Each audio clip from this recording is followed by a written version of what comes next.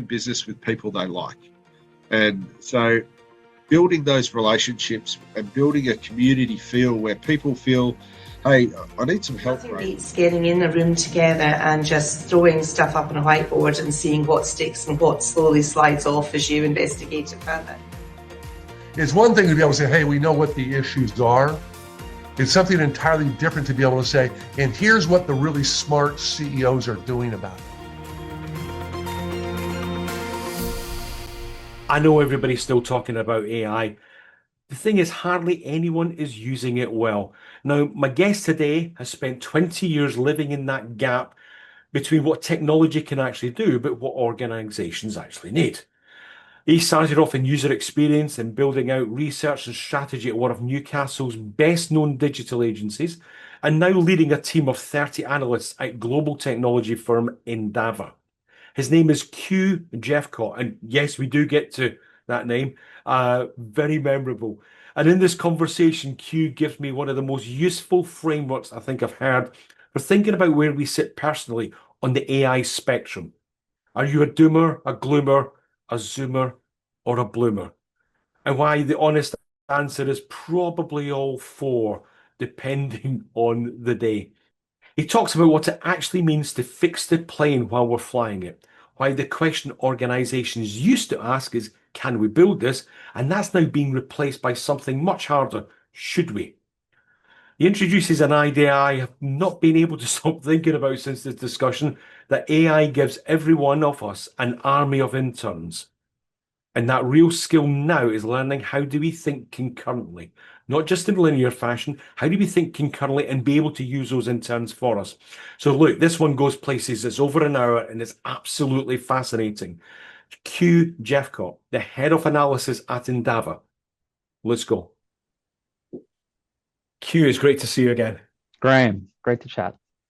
Got really important questions here. There's a lot we're going to deep dive into today. Great. But the most important question, and I didn't ask you it the other day, and I didn't mean to ask you it, where does the name Que come from? Yes, so there is obviously a background to this. My name's technically not Que. My parents had the wisdom of naming me with a name that starts with the letter Q. And usually when someone asks me this, I put them on the spot. Now, unfortunately, you already know the answer to this one, but I usually spell my name and ask them to say what they would do with it. So it's Queron.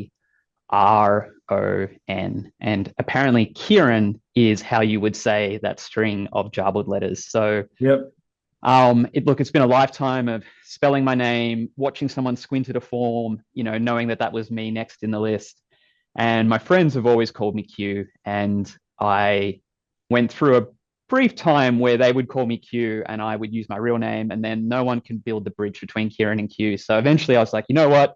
I'm just going to roll with Q and cut the RON off the end of the name. So that's the background. And you said it's got this, and you did mention it's got Scottish ancestry. It apparently, in this ratty old name book that my mum and dad had, I think someone just messed up the typesetting in it, but apparently it says it's a Scottish version of Kieran. Yeah. I'm yet to find a Scotsman who can verify that with me, but look, the journey continues. Oh, well. Well, you've got a Scotsman who knows a Q now. So you've always got somebody who can do something with it. Let us know. What do you do now? What's it that you actually do? Yeah, so I'm currently head of analysis at a company called Endava. So we're a technology consulting business. We're quite well known across Europe and Americas. We're very new to APAC. The company has we're very strong in the payment space, very strong in core engineering. These are all technical things that we can unpack if we need to, but a lot of very heavy, deep thinking technology solutions. And then in the last couple of years, the company has decided to move into APAC. They undertook a merger and acquisition strategy to get here, and I got wrapped up in one of those companies. And so now I work for them. So which is awesome because I built an amazing team in the last company that I worked for, and then we've just all ended up in this current one. So yeah, great to have lots of familiar faces around. So what do you do there? Yeah, so as head of analysis, I've got a team of about 30 analysts. So that's everything on a spectrum from, say, technical analysis through to maybe what we would call like a stereotypical BA, might do business analysis, and then going all the way up to the product management side and sort of product strategy side of So what I suppose I like to think of it is, we work in IT, but we don't code and we don't do design. So we do all the other things. Well, we don't code, we don't manage a Gantt chart, and we don't do design. So we Yep. do a lot of, I guess I task half the team with trying to figure out what we can do, and then the other half of the team with trying to figure out what we should do. And those are two very interesting questions. So can you get I know nothing about you. Yeah. We've spoken really briefly. I'm not Yeah. technically minded at all. Tell me, what does a business analyst do? What does a product analyst Yeah, do? absolutely. Just kind of, I'm interested in where I'm always interested, especially when we kind of talk about analysis, Yeah. of where businesses kind of realize that they want somebody else to come in, or at what point and for what purpose. Yeah, there's a few values that I think fundamentally we add, and there's a few reasons for that. Number one, I think there's a shared experience that we could probably all relate to of being involved in some technology project that didn't go very well. We might have tried to rebuild a website, we might have got wrapped into the rebuild of our CRM, we might have tried to launch a newsletter or something, and it didn't go very well. And I mean, that's a very human experience. We're not very good at building big, complex things, but in technology, we have an interesting benefit, which is also then a bit of a curse. If you're building a building, there's a lot of groundwork, literal, to do before you can start erecting that structure. The danger with technology is you can write code on day one. There's nothing stopping you doing that. And so I guess if I look back over the 50 years of, the development of the computer and the software that runs on it, there's a lot of examples, almost endless examples of building things way too quickly and then building the wrong thing. And then you find out you've built the wrong thing. And then you're like, oh, now we've got to change this instead of building it correctly the first time. So I guess in software development, we had made the leap about 30 years ago to know that we should probably have a think about what we're going to build before we build it. And so a BA then was usually a person who sat with you in a room and asked you what you did to try and understand what the requirements would be of a solution that would then help you in your role. If we jump forward a little bit more, a thing called agile software development came along. So this was technology and IT and digital understanding that, we don't have to build a factory first before we can create the product. We because we do have the luxury of being able to sort of start building, well, then why don't we just build the first little thing and see if that's right before we build the next little thing?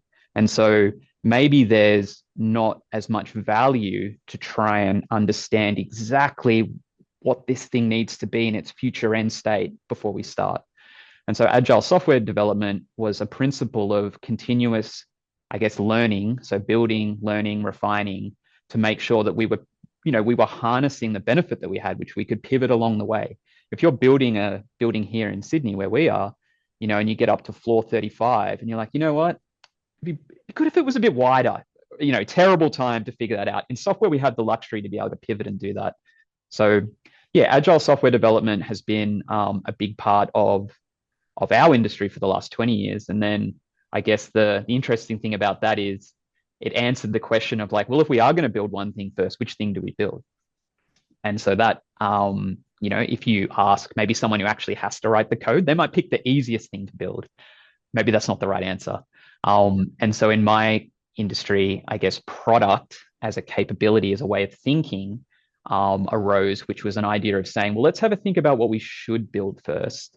And should is a very hard question to answer. And so we tie should back to the idea of value. So let's figure out what delivers value for a business.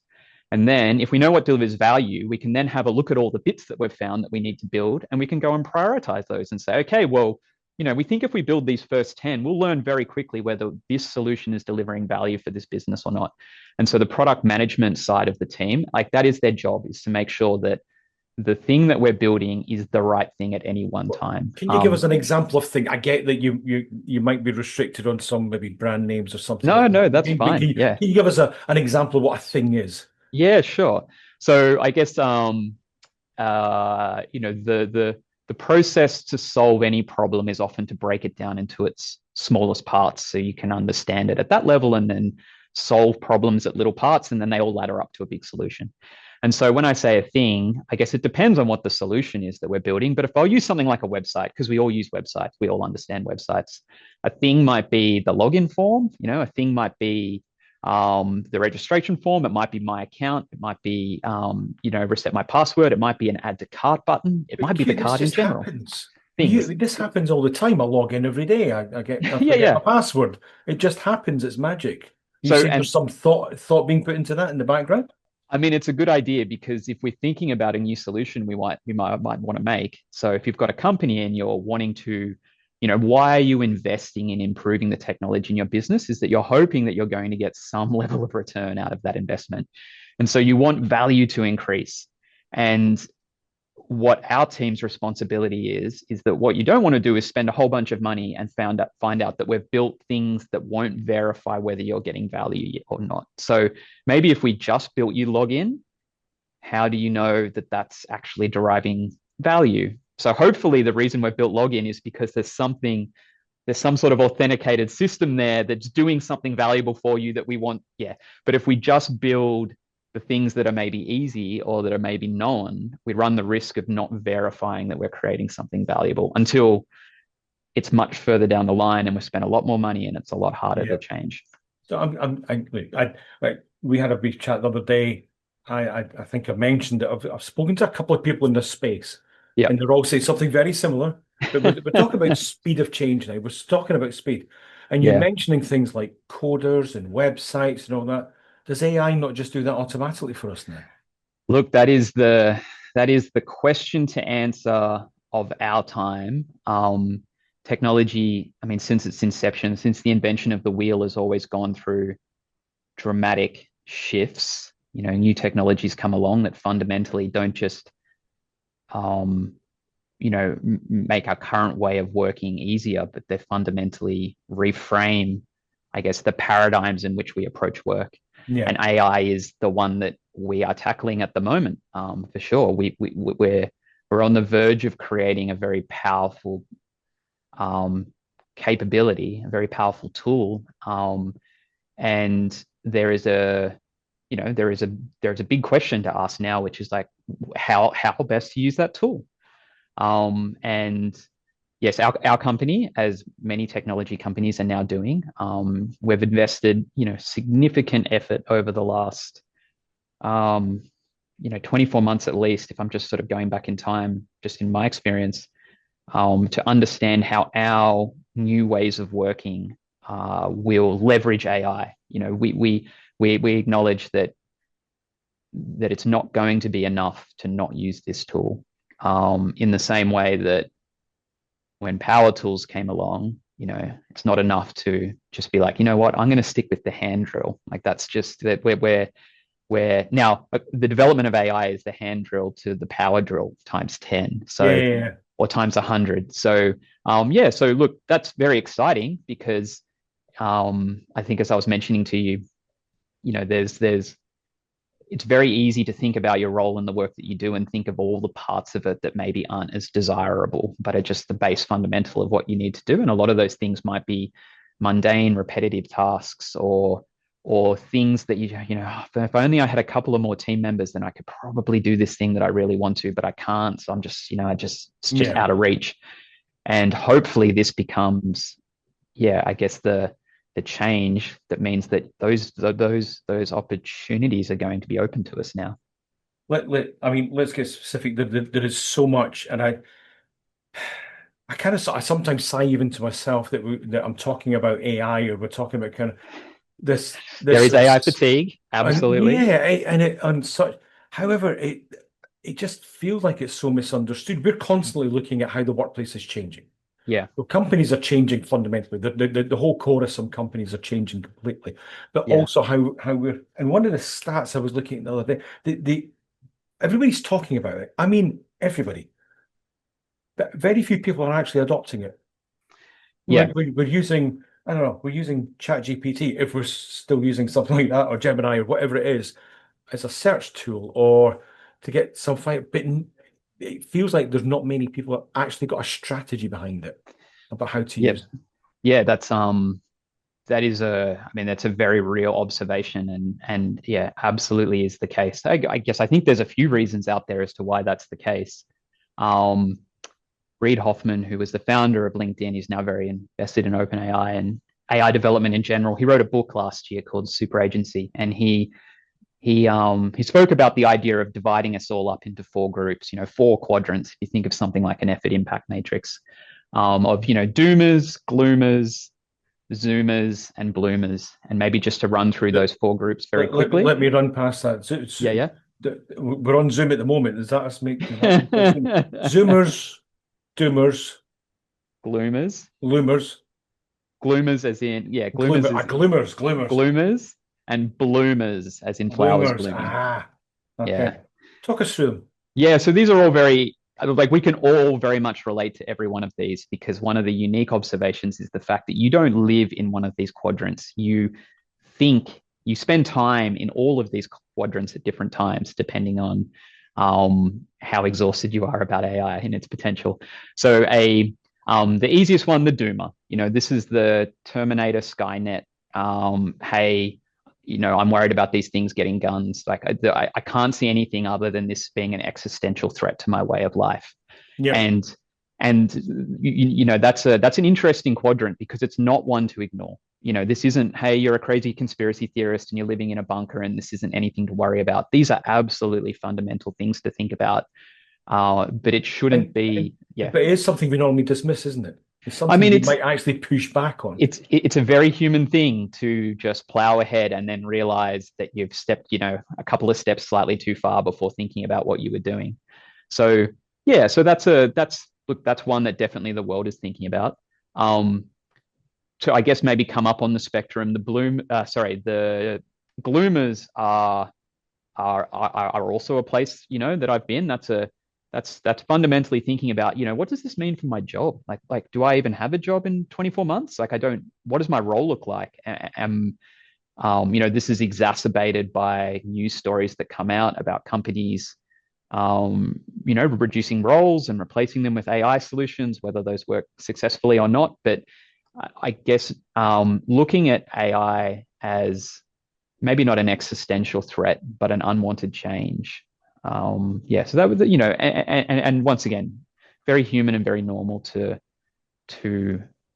think about that. So Zoomers would be colloquially put as the tech bros that are wanting to reduce the amount of regulation there is for the development of AI. And obviously they have incentives to do this. They run some of the biggest businesses in the world now. And they're also, they're scientists at heart, and they're racing to solve some big questions. Can we actually create, can we actually create artificial intelligence that appears to be human? Will it fundamentally transition over to be something that we look at and we see ourselves in it? When you say appear to be human, what does that mean? Well, I mean, I guess we have to acknowledge that in our current experience of reality is we haven't been able to create something digital that, that truly appears to be the same as us. And what I think is interesting about the development of AI is there was the Turing test, which was a test to state, could a human be, okay, let's dumb it down. Could they essentially be fooled by a computer? Could a computer appear to be so human that a human didn't know that they were interacting with a machine? Now, the Turing test was a thought experiment that was there for so long. And then in the blink of an eye, it just wasn't even relevant. And ironically, AI fails the Turing test. But it passes it so spectacularly, it fails it, because you can ask it, you could ask it any fact and it'll come back so fast with an answer that a human could never have created that you realize that you're not actually speaking to someone. But yeah, so there is I understand the drive that the Zoomer group, I understand what drives them, and I understand their pursuits. But, like most ambitions in life, also very wise to maybe just have some of us thinking about whether that's the right path as we're sprinting down it. Or maybe do we need to be sprinting? Yeah. I'm sorry, just you can see it. I'm actually just bringing us because I remember speaking to somebody about the Turing test last year. I've forgotten all Yep. about it. Yep. That was 1950. Yeah. Yeah. Yeah. And most They- of us, when we hear the words, think of like trying to use some horrible thing before a transaction or something, or buying something where we've got to slide a slider or click a button or say how many traffic lights are in the yeah, picture. But yeah, it's look, it made sense, I guess, when you were constructing physical machines that, would one day this thing be able to, convince a human that it was a human, that it was alive. interesting. 1950. And we're talking about, and was it not something to do with chess? There was That's something a to good do with question. I think You, I think there was something to do with chess, which is quite interesting because it's a strategic. There yeah, are it's about volume of combinations yeah. I mean, chess was, that you've got. yeah, But chess was we'll absolutely a do a big little bit of milestone. research, and Yeah, I promise we will put in the comment section we will put a little bit of explanation of what the Turing test is and a couple of links to things as well yeah, because it's actually a fascinating. I'd forgotten all about it. Thank you for yeah, that. yeah. That's okay. So And sorry, we just didn't touch on bloomers. And bloomers is a very important group. I just want to talk about that for a second, because that is a person that's able to see the benefit. Maybe the development of AI is the stepping stone to creating personalized medicines that cure some of the horrible diseases in the world that we don't currently have the capability to do so. And yeah, and I think it would be hard to find someone who doesn't agree that that is a valuable pursuit. So those are the four quadrants. We all spend time in them, at different points on different subjects at different times of the day, and that is healthy. The way I use it is just to, I guess it's a bit of a mindfulness exercise, is to just acknowledge which quadrant I am in when I'm thinking about something, and just remind myself that the other three exist, and what that perspective would be if I shifted my mindset slightly. So that takes me naturally to a psychology question now. Do Yes. you ask yourself that question more when you're in the doomer and gloomer or the zoomer and bloomer? Yeah. Am I trying to slow myself down, or I'm trying to speed myself up? For me, myself, just maybe to touch on a few things that have happened in our industry, IT is obviously on the forefront of the change that AI is creating.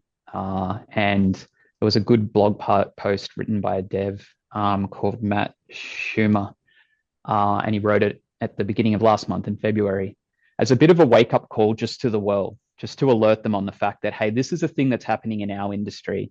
And, if you were going to build software, ideally you would conquer the task of building software first so that it could improve itself. Mhm. And so that's why our industry is being affected first. Now that's a real distillation of what is otherwise quite a lengthy blog post. So I'll send you the link and we can drop it in Yeah. the channel. I think it's an interesting read. It's very easy to feel the gloomer and the doomer side of what Matt's trying to say there. To the point, it sounds, his whole premise was, before COVID, even in the months before, you could fundamentally not understand how much your life was going to change. And I guess any human, where any great civilization that then had a great change, they didn't, no one thought it was about to occur until it occurred. And yeah, his blog post, I suppose, is he draws a parallel at the start, that if you had a friend talking to you about a virus at the end of 2019 and you were dismissing it, maybe this is the akin of thinking about AI in early 2026. That's actually a really good point. I wonder if it's the drip feed of what might happen and what could happen and the possibility and capability that we're actually struggling with, rather than the change itself. Because Yeah, it's interesting. I mean, you know the Kubler-Ross curve, you know the change I curve do. everybody Yep. uses, and there's a lot of merit in it. We can normally recognize where we are. I do think there's lots of loops in it, and we do it several times. But there's one before they always say the first stage is shock when we find out. Yeah. I think when we talk about a virus in 2019 or Yep. 2020, the stage before that is anticipation. Yeah. hear that something might be happening, and we get little bits and pieces of information. And I know that when we're running change management programs with companies, we're saying, get out good, verified evidence and facts as quickly as you can. Let people know what's going on rather than the rumor mill kind of build on it and just create something that's not actually there. And I just wonder, I hadn't actually thought about that before. I just wonder if it's AI is here, but we actually don't know what it is because it keeps on changing. It changes at a rate that is, Yeah. I think, fundamentally hard for a human mind to comprehend. Yeah. We Okay. often, we think we often, I mean, change is messy anyway. And even if we think we're someone who likes change, we tend to not like change, which is why we have routines and why we have structures. And there's a reason why change management is a profession. And you know that if you've got it in your toolkit or you don't, because you brush up against the benefits of having it or not having it very, very quickly when you're making any kind of organizational change. And this will be a big change, and all the messy bits, all the messy human bits that come with it, will be there as well. I mean, they're already here, and I think I get asked, okay, my team might come to me and it's like, oh, okay, it's 2026 and it's March, what should I be upskilling in? What should I be doing? And it is getting harder and harder to know what the Yeah. answer to that question is. Once our industry has already been plagued with situations, IT is a very brutal industry when it comes to some technologies, and maybe the easiest one to understand here was Apple and the iPad and a lack of flash support. And so, a decision that one company made to not allow a technology that was quite large on the web at the time to not run on a device killed a whole industry. And if you were the world's greatest flash developer, things, they didn't change overnight, but in the space of a year, things became Yeah. very, very, very different. And so I think about, okay, well, it's very hard then to recommend tangible skills. And I personally believe the thing that we should all be working on now is the development of, the softer skills, the ability to manage change, to handle change, to work with it, a growth mindset, trying to keep our brains squishy, open to new experiences and new ways of working, and not getting too fixated on what your role is or what it is that you do, and just be open to experience. And I think that's easy to say, and I could say that, I mean, it wasn't even easy to say, but you can say it in 3 sentences. How you then translate that into something tangible that you can then help your team with is definitely another challenge altogether. But that is why we've always done professional development.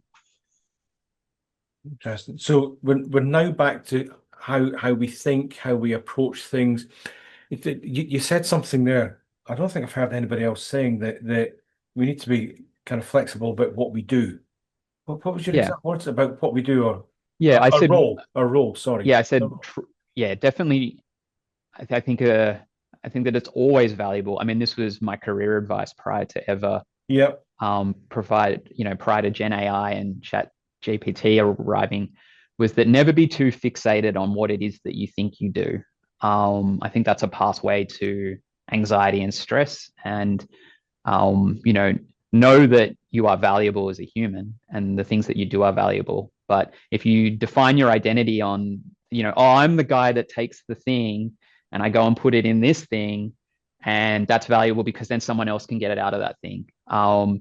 That's a job to do, and that's great for today. But if your whole identity revolves around the fact that that's the value you provide, then what happens when a change comes along? So trying to keep yourself open, and not being too fixated to what your current role name is and the responsibilities that come with that role, I think will be super valuable over the next 5 years, definitely 2. And I think what's interesting in that is, that's a huge fundamental shift from the identity of a role or job or profession is huge. When we run communication programs, I'm always pulling people away. Let's stop talking about our jobs. Let's stop talking about our profession. Let's talk about something else. But there's a danger that this will be seen again, like it regularly is, as fluffy rather than necessary. I'm just, wouldn't it be ironic if if technology drove us to actually be more emotional human beings and actually understand ourselves better? Yeah, it's a great way of thinking. A thing that um, the bloomer side of me, to get back to those quadrants again, of why I'm excited for the next couple of years, is in the 20 years that I've been trying to help companies by building them technology solutions, trying being the right word, it's we always try, is that there is almost one universal response that we get when speaking to any company. And when I mean company, I mean actually like the members of the company, not just speaking to the CEO. I mean like actually speaking with, I guess my career started in the user experience industry, and so a key fundamental change of why it was created is like, okay, well, let's stop talking about the technology and let's start speaking about the humans that have to use this technology, and let's understand what they need to do and what goals they're trying to achieve and what their pain points are. And one thing you learn when you have those conversations is everyone at one point or another says to you, here's a dozen things we really wish we could be doing, but we're so laden with mundane, administrative, bureaucratic work that it's just legacy stuff. It's the way it's always been done here. It's old systems we have to support. It's just processes that have never changed, ones that we can't change, and so the part of AI that I'm most hopeful for is that if you ever felt like you needed that breath of fresh air to focus on new and exciting things, hopefully this is the technology to give it to you. And, that mundane bureaucratic work, like that's hopefully the bit that we get to elevate ourselves out of now. Without diving too deep into this part, we also know what humans are like. This is what you would love to be doing, but you can't at the moment. So maybe this is a way of doing it. But Yeah. the closer that we get as humans to what we want, a large part of the time we actually pull ourselves away, or there's some self-sabotage going on, or we begin to Absolutely. get. So it feels like there's a huge psychological shift that needs to happen within businesses for this to really open up. Yeah. There was one thing that came out. I've referenced it, I don't know how many times, probably in every single podcast.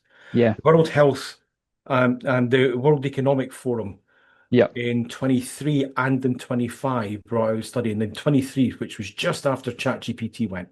And was talking about the movement in people in the workplace and technology. And it put at the top of the list creative thinking, strategic thinking. And that's what the companies are going to need. They're going to need their employees to think in that way to be able to understand the technology and to be able to use it most. And they reiterated it again in 25 last year. But and I suppose we've been having that conversation. I'm Yeah. also saying that there needs to be a huge shift to be able to do that, because we still put these kind of barriers around us, or put a limitation around us. So how do we work out what we don't know? How Yeah. do we kind of just open that up? Yeah. And the unknown is a very scary place to Yeah. interact, And so it doesn't surprise me that maybe a basic response someone might have when they're approaching something unknown is to just knuckle down on the things that they do. Okay, well, that's a little bit scary to approach right now, so I'm just gonna keep sending my emails and keep, I'll update that spreadsheet at 12 o'clock every day, and I'll just stay with what I know. But as long as that's not a fear response, I guess, we want to work with. And so if I think about my team, how the responsibility I feel now is to transition them from the people they were to support a world that existed up until today to this new AI powered version of themselves, and to find how they now use this tool to just be far more capable than they used to be. And part of that, absolutely, it's easy to think, oh, well, now I have to go figure out how to use Gemini or how to use Claude Code, or no, like park the tools for a second. It's actually a mind shift change to say, how will you now pass responsibility of some of the things they used to do through to this new entity? And I think the analogy that I made with you, when we spoke first, was that when you're developing in your career, you have a luxury at the start, is that you get put on this linear sort of scale and you're like, hey, you're a junior. And then you do a little bit of work and you figure out what you're supposed to do. And someone says, oh, great, you're not a junior anymore. Congratulations. Awesome. And then eventually you get enough sort of, bumps and scrapes and you're like, oh, you're actually a senior now. Like you're actually getting pretty good at that thing. And then eventually someone has the great idea of saying, hey, you're actually so good at this. You should go and lead a team of others doing this thing. And there's just this idea that that's the next step on the linear pathway, but it's not. That's now messy human skills. It doesn't matter if you're the world's greatest kind of doer of something. You've now got to try and deal with humans that are doing that thing. And it's something we feel very acutely in digital, because quite often some of the personality types that are attracted to this in the industry, it's because they are actually very fixated and focused on things and not on humans. And so there's that I guess that transition into what we might call like management or leadership or team leadership or whatever we want to call it is really a development of soft skills and letting go of some things, letting go of the fact that you're now not going to be in control of exactly how this thing's going to be done. That's for the team to manage now. Sure, you want to put up guideposts and make sure they're not walking the wrong direction, and you want to give them feedback and review and make sure that they're going to be successful. But your role isn't to try and make them do exactly what you would do. And those are the horrible micromanagers that I'm sure we've all come in contact with at some point or another. Your goal now is to let go of the way you would have done it, even if you vastly think it was the best way. It absolutely was the best way something could be done. It's to let go and allow the team to be amazing. And that feeling of letting go that a lot of us have the luxury of at least maturing before we have to, grasp that experience. AI means everyone's doing that right now, because the emergence of AI means you've now got this tool that's doing some of the things that you used to do, and it's not quite doing it the way that you used to do, but it is achieving the outcomes. And if you spend your time trying to force it and constrain it and make it do exactly what you would do, you're going to have a bad time. And the value you deliver due to the effort you put in is just going to plummet. But if you're a person who can kind of let go of that, okay, well, look, I used to do steps 1, 3, 4, 5, and if you can step away from that and know that the right thing to do is to set the parameters, set the outcome, and let this thing take its own path to get there. And then, yeah, sure, provide feedback and review, but just don't invest your energy into trying to constrain it to work exactly the way you want it to. Then I think that is the pathway. We are all going to be team leaders now. Even on your first day of your first new job in your first career, that's going to be the responsibility now. And when we look at generations, there's a huge shift away from people wanting to take on specific responsibility. There's some companies, some global companies, that try to cut out a whole tier of kind of leadership and management, that middle tier, because they're struggling with it. But I'm always amused with, you're now so good at doing this thing, please stop doing it. Yeah, exactly. It's illogical when we actually think about it. You're the best at doing this thing, so stop it now. Yeah, and let's see if we can make other people do it again. With your team, it's something that we've not kind of discussed. You've got a team of 30, you said. Yep. Okay. All human? Yes, I mean that is the look that. You've just blown my mind there, because I suppose I need to start thinking about that differently, because that is now the interest. Yes, so I do have 30 humans, but sorry, I'm just giggling. This sounds crazy to say. No, I know these are going to be those funny things where we realize that speech has changed. Yes, I do have a team of 30 Australian-based human beings. They're all awesome. But yeah, our journey over the last 12 months is to be able to create tools that are now the digital side of our team, the agents, that agent being, I guess, a term we label for a somewhat specific instance of an AI to go and perform a specific task. So maybe you make an agent to check your calendar to make sure that you're not double booked this week, or you give it a name, you give it a task, you give it a responsibility. It's usually quite narrow. but yes, we're that's our job now, is to figure out which part of our roles are best served with agents, and which ones are, or in AI in general, and now which ones are best served using our intuitions, our EQ, our experience, and I guess the things that make us fundamentally human. Which parts do we need to reserve for us? Which parts are we allowed to pass over to AI? And that that's a hard sentence to say, because it instantly sounds like, hang on, I'm replacing myself with AI. And the thing we have to remember there is, the hope that I have, if I get back in that bloomer quadrant again, is that there will be sort of three facets to how AI is going to help us. Number one, it's going to increase our throughput. Okay, amazing. I've been speaking with a company that their workload is increasing faster than the throughput of their team. So where's that going to go? And the solution to increase that team size to match that throughput is not viable. So it's like, well, do we just keep our heads in the sand now and just accept that this just ever increasing pile of work's just going to continue? So AI will help us increase our throughput. Awesome, unreal. AI will also help us broaden our way of working and our skill sets, and making us more T-shaped, we say. So if the stem of your T is your expertise, the top of your T are the things that are adjacent to you that maybe other roles have played, or maybe bits that you can do but you're maybe not amazing at. AI is going to help us with that. So if you were an analyst, maybe you've got an AI agent now that can help you do design. Maybe you've got an AI agent that can help you advise you on technology. Maybe you've got an AI agent that helps you with legal or finance. So it broadens the capability of what you can achieve. So those are two great things. That the last one, which is the bit that I'm always interested in spotting, is the last one is what fundamentally net new abilities, capabilities, outcomes, what can AI unlock for us? And so, if I get back to some of those, that thing I mentioned at the start of companies saying, oh, like we have this long list of things that we would just love to be doing, but we just can't do it because we're so laden down.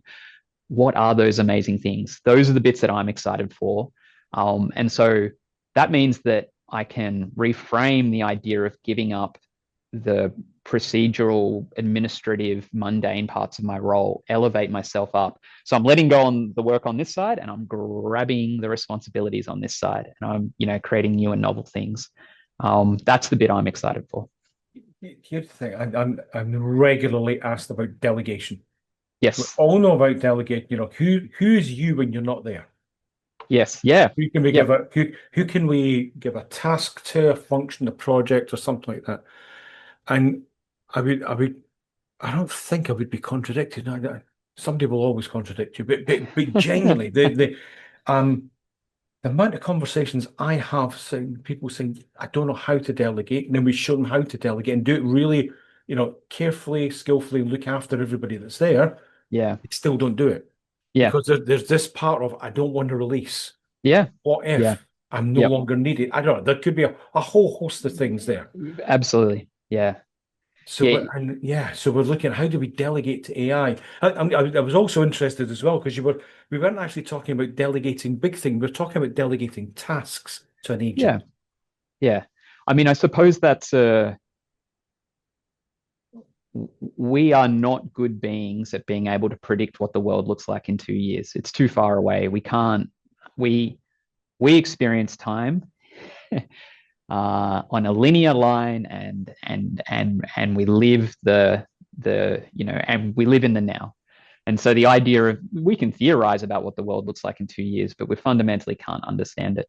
Now, the pathway to turning around in 2 years' time and going, wow, look at the amazing way. Like, remember what we used to do 2 years ago? Yeah. The pathway to being in that realization inflection point at the end is the gradual, the stones that start the avalanche. It's beginning to make the changes, small bits, piece by piece, so that you can then fundamentally look around one day and go, you know what? We have actually, we have transformed, when we speak about transformation, we have absolutely transformed the way we work. And the act of creating agents, why it's been amazing for our team and why I think there will be a lot of interest in this over the next 12 to 24 months, is it's a great time to sit down and think about what it is that you do. I feel like I've added a lot of value to companies and projects and engagements over my life, just sitting in a room and drawing on a whiteboard what it is that the team does. And they all know it.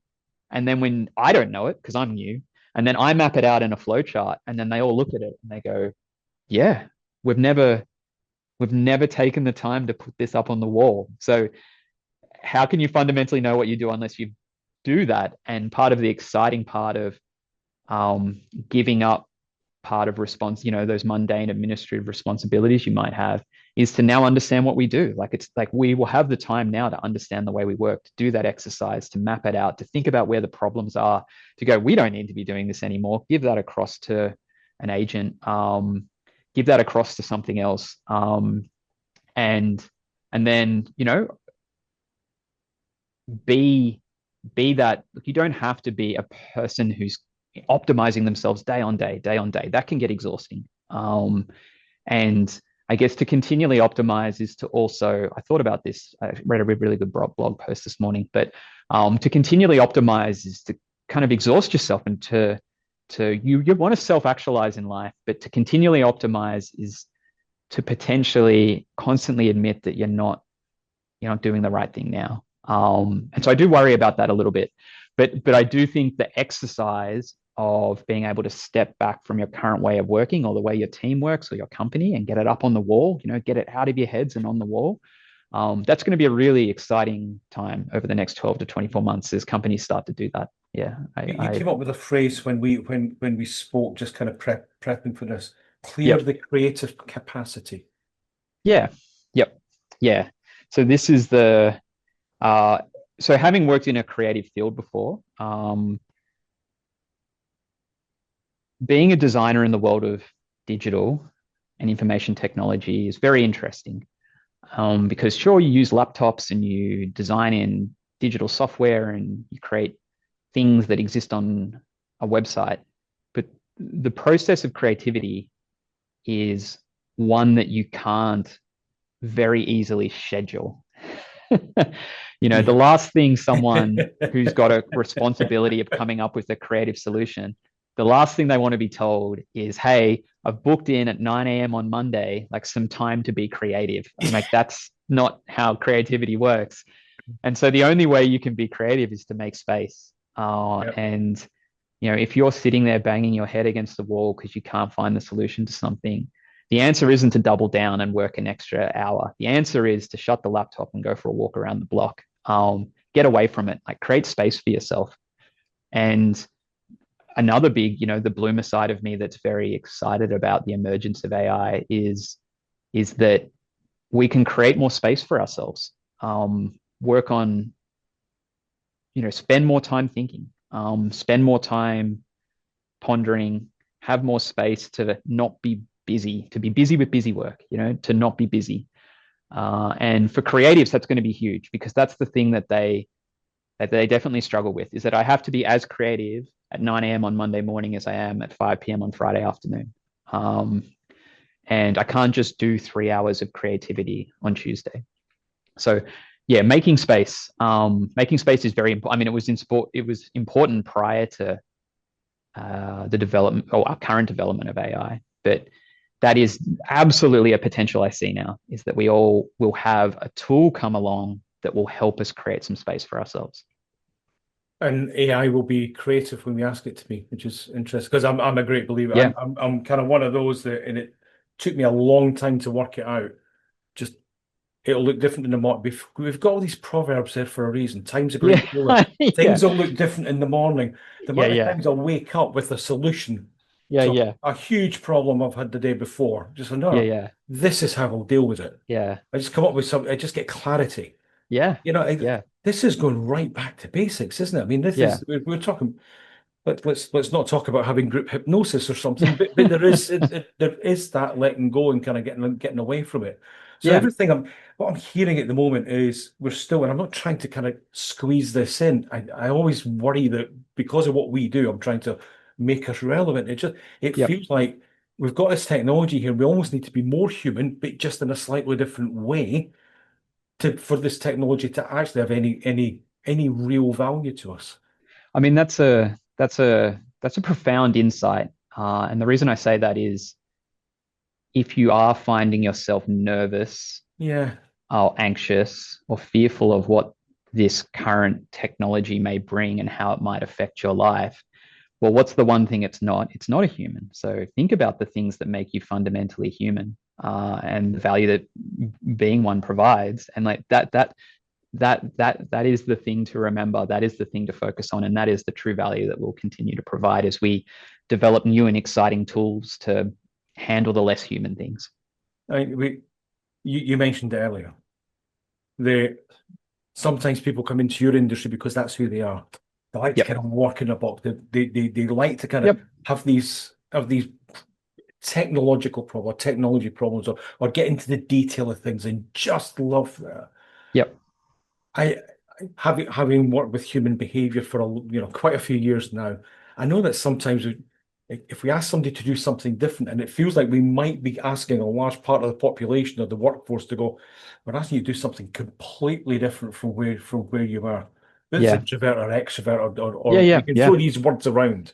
Yeah. Um, it just feels like that's actually where we need to focus and allow people that space to be able to do it. Yeah. Yeah. I suppose there's a few things there that I think about. Number one, we should be kind to everyone we work with and not just assume they're going to make this change overnight and that it's going to be easy Exactly. for them It's and going it's to be going to be really tough comfortable. for some, really Yeah, tough. yeah, and that's okay. Like that's okay. That doesn't mean that they're better or worse than anyone else, but No, it's just that it's allowed to be. It's a change. It's allowed to be messy at times. We will help each other get through it. The benefit we will get. I mean, you're coming back to like how many non-humans are on the team.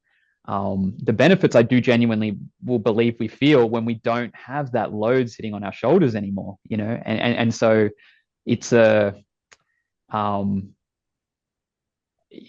someone's asking me about, one of the big problems with upskilling in AI is like, well, what do I even do with this thing? Like, what do I do? Like, I'm sitting down in front of my desk. I don't actually know what to do. Like, what do I click? And like that's very, very hard. My best advice is find something where and this is quite often not work related, find something where you find yourself in a position where you're the novice and the other person has more knowledge than you do.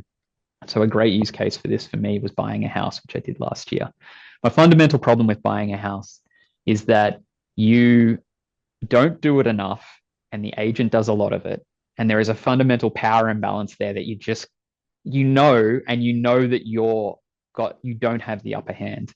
And so I was like, well, look, I'm going to give this a go. I punched every piece of communication that we sent back and forth through AI to get it to create a strategy for me for buying this house.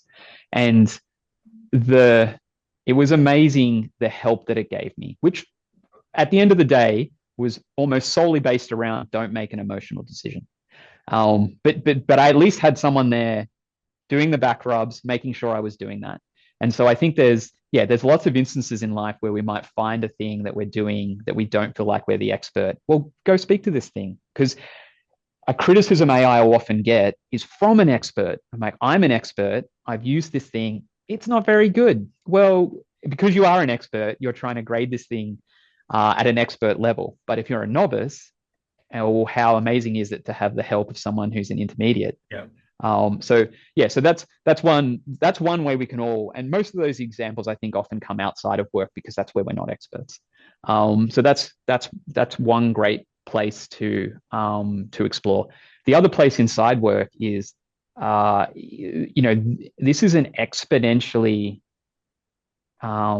improving technology, and if you are a person who sits in the pub or talks with friends and says, "Oh, I tried to use AI at the end of last year and it wasn't very good," go try it again. That's not these things are improving. I think I said to you, like we now live in exponential times, especially in technology, and the time scale in which things are beginning to improve are increasing. And so, yeah, if you're wondering what this thing does, honestly, go ask it to file your tax return. Go ask it to schedule your next meeting. Go ask it to create your next strategy. It might not be the expert, but I guarantee that it will be a different experience than when you tried to do that 6 months ago. Yeah, I often hear people, yeah, I tried it, but it got something wrong. Oh, Yeah, well, as if show so. me a human. Show me a human that we can get something wrong. Come on. Absolutely. This is my analogy I use of what AI is. AI, the power that AI actually is at the moment, and this is probably, I mean, it's been true up until now. I'm assuming one day it won't be, but it is an army of interns. You are now given an army of interns. Imagine rocking up to work and there are 1,000 interns sitting next to you on your, next to your desk. What do you do with them? And yeah, if you gathered them all together and said, go create the company strategy for next financial year, what's an army of interns going to do? You're probably not going to be happy with the result. But there are lots of things that an army of interns can do. You know what they Yep. can do? You could say, go create me 100 strategies for next financial year. Go create me 100 strategies for next financial year and compare them. Go and tell me how they're different. Go and write 100 strategies for the companies we compete with. You have the power of scale now. And so try and let go of the fact that this thing isn't an expert and leverage the fact that this thing's scale is just it's on a level that humans can't think. So another simple so we're humans, we think we need to do something, we go, okay, I need to send an email. I'll draft a single email, I'll read it, and I'll send it. The power of AI is you can say, go write me 100 emails or just even 10, but just the next time you go to do one thing, ask it to do 10 instead and pick the best one or see how they're different. Like Yep. that is the scale that we have now. You've got to start thinking concurrently. And there is, Oh, I like that. yeah, I like that. Thinking concurrently. we had to deal with this with the development of CPUs as well. So, you go and buy a laptop and it's got an Intel chip in it. It's this fast. And then, they said, well, hang on, what if we have more than just like one core? Like we've got one thing where all the information's going in and comes out. What if we had multiple ones? And then we sort of started to speak about stuff like, oh, this is, dual core and quad core and, Yep. and, and, and 8 cores, and maybe your phone's now got 12 in it or more. And that paradigm change is actually profound because what you now need to do is create software that can think concurrently. So it can't just follow a single path, because if it does, it's going to use one core. So you now have to think concurrently and go, okay, well, this part of the software will be doing this thing while this one's doing this thing while this one's doing this thing, and they can talk to one another. The paradigm shift was quite profound, and we've got to make one now as well. We have the power to be concurrent in the way we approach problems now, and work at a scale that was just, we have that army of interns that just hasn't been available to us. I mean, I'm sure someone had an army of interns somewhere, but most of us, I think, would not have had that army of interns available to us. And if you're a person that, the intern test is a massive one, because what I was saying about the human experience of all being involved in a technology project that didn't go very well, maybe we've all wondered why the intern at work didn't really work out. And it's probably because we didn't give them the support to be successful. It wasn't that there was something wrong with them. They probably went and got another job and then grew some skills and they were probably amazing. It was probably more that we weren't in a position to be able to make sure they were successful. So interns aren't just flick a switch and get value out. You've got to put effort in. But absolutely, if you have that army of interns, there is value they can create for you. Oh, you give me so much. Anytime I say thinking concurrently, I'm going to mention you. You're going to be the citation on that one. I absolutely love that one. Thinking concurrently. Yeah. I mean, it's very hard because it's not how our brains are wired and it's not how we experience time, but it's a good thing to think about. Hey, I mean, let's just finish this off. I could genuinely talk all day on this. We've got to leave really some into a stuff for couple of years part two. ago. Sorry, We have to leave some stuff for part I know two. we got to So, go. yeah. Got to let others come in. Um, I remember when we were genuinely really excited when AI came out as a team. We were, Yep. but I remember in the back of my mind, I'm like, I'm not very great on technology. I'm not this is not my bag here. I can see that I might get left behind. And the more that I look at it, the more it's like we're actually thriving in this because it's allowing us to be more creative. I mean, you said I've got to give you another one because you mentioned something the other day. It's like fixing the plane Yeah. while we're flying it. Yes. Yeah. Yes, I mean, that is building the plane. We're building the plane, was it? yeah. So that I remember saying that because what I was speaking about was our company, Endava's process we're going through at the moment to change the way that we work, change the way we build software.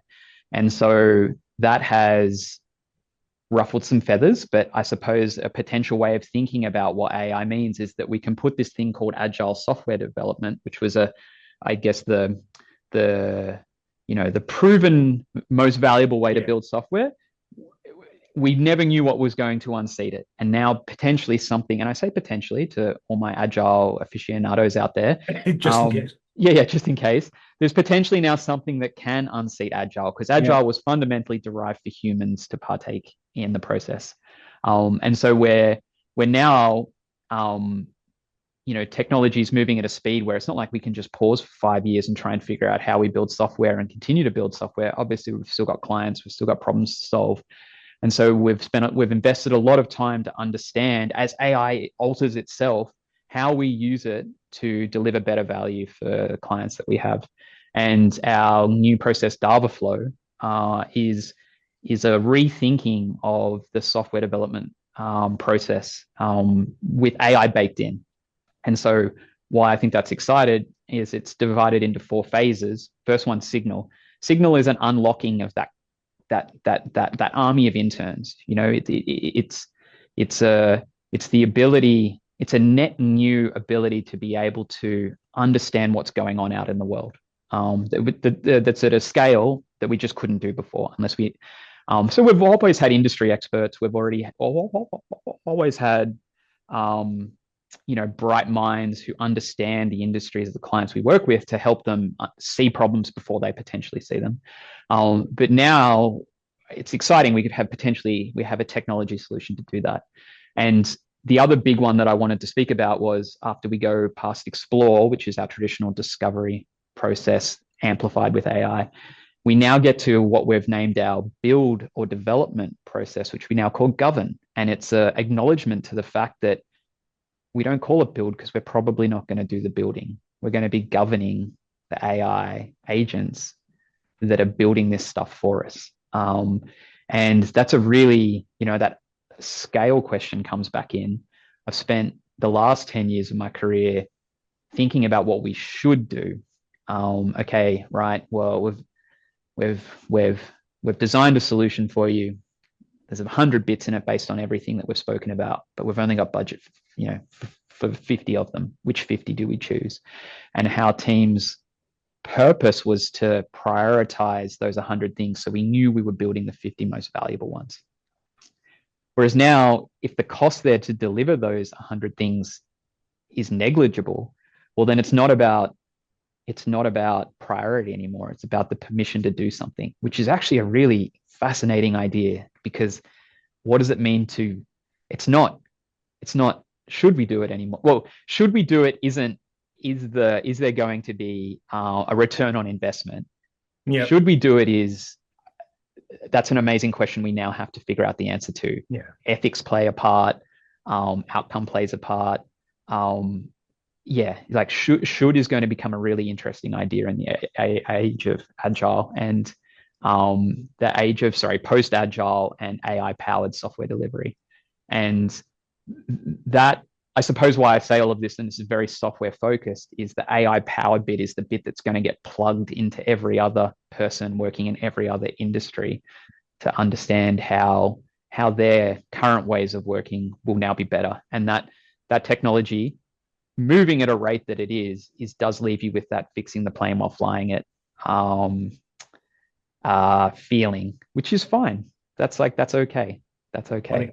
I mentioned that phrase to a couple of people in here, and I got really different reactions. When you said it to me, I'm like, that sounds cool. That sounds really good. A couple of Yeah, people in yeah. here were like, no, no, That no, sounds no, wait, horrifying. I want the plan to be good before I do anything. Like, final question, final question. Yep. I'm just thinking about, just with your experience, what are some of the kind of dangerous assumptions that an organization might make when they're thinking about AI transformation? They're thinking about what they need to do. Because one of the things that I'm seeing is there's a lot of talk about it. Any investments actually going into software or platforms or kind of the Yeah. mechanics of it without the actual people. And it Yeah. feels like a box ticking exercise that we might be coming out of now. I certainly saw that over the last 18 months that people say, well, Yeah. we've got something and Yeah. that will do, and then not really thought about it. I'm just curious what your thoughts are. Yeah. Well, look, let me loop back maybe to one of the first questions you asked me, which I realized I didn't answer, which is the idea of companies investing in AI solutions and they're not getting the return on it, and essentially saying, well, that didn't work. Um, I I remind myself that we should all be good Bayesians and know that it was an experiment run, and experiments can pass and fail, and Yep. fail isn't a failure. You've now learnt a lot. Um, and so when I hear statistics like, oh, 95% of generative AI um, initiatives have failed, I go, wow, look at all that knowledge we've learned. Like, that's Yeah. amazing. That is amazing. And 5% passed, incredible. Right? That is amazing. We've created 5% brand new things, and we've learned 95% of stuff that wasn't going to be valuable in its current form. And so I never look at that as a problematic thing. I can understand why the CEO might, Yeah. money in, value out, hang on, failed. Well, this stuff's no good.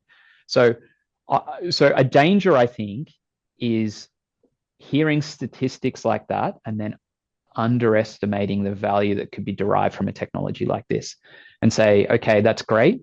We should be conducting experiments all the time. And, if you're a person working in academia, your goal isn't to constantly find brand new things. Like, it's also okay to prove that current things are right. We need to know that our current thing is right as much as we need to know that there are new things out there. And that is fine for you as a business to undertake initiatives and find out that as of today, this thing hasn't been successful, but we've set the reasons why. Yeah. And those are things that we can re-explore later on. So yeah, big danger would be anyone dismissing. And that's a mindset thing as much as it is how fast this technology is altering. You're an absolute star. Army of interns, concurrent thinking, the Turing test. We've gone through a lot in just over We an have. hour. Yeah. My guess is that we're going to be talking again. I'm going to be probably contacting you quite regularly just to see what you're up to. You will look. My because- team already has to suffer me talking in endless analogies and and long-winded answers. I unfortunately have to take about 7 steps backwards before I can take 1 forward. A lot of scene setting, but that's okay. I will always come back and chat about things. Hey, analogies are a real skill. Never, ever, ever lose them. I'll remind my team that. I will remind It's them an that. absolute skill. Q, we'll talk again. Thanks Yeah. so much for your insight. Now, Graham, it's been amazing. Thanks for the time.